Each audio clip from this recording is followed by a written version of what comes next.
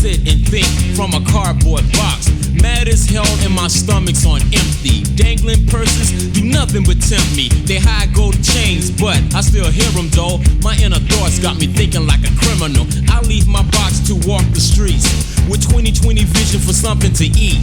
It's not too hard to ignore the laws when you go 3 days with your stomach on pause. I dig through the garbage so I don't starve. I lost my pride along with my job. You wonder why crime is now in my head? The government made it illegal to beg. If you get caught, you have to pay. They must be a fool. How can we pay a fine? We can't even buy food. You say get a job, but yo, I don't listen. Openings today are for data technicians. I tried the army, but that didn't work.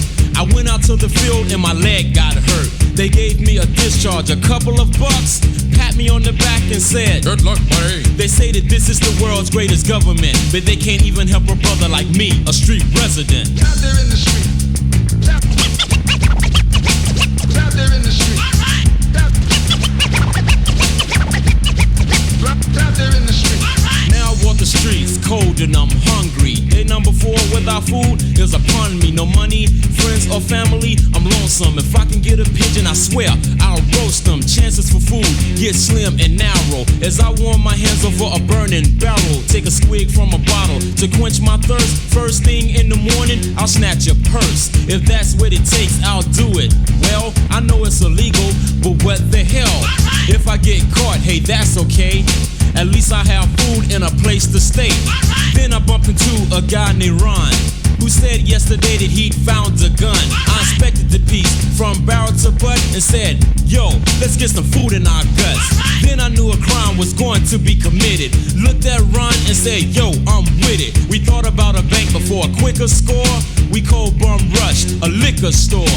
I went to the counter cold packing the gap and knocked down the clerk with a backhand smack.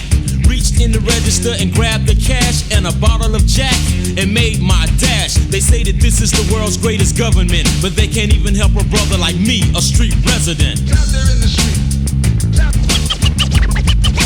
Out there in the street. Out there in the street. As I ran out the door, I had this gut feeling. The cops were coming. I heard rubber peeling. It occurred to me all of a sudden that while I grabbed the booze, the clerk mashed the button. The cops pulled up and yelled, freeze. Ron looked at me and said, I'm gone, my brother.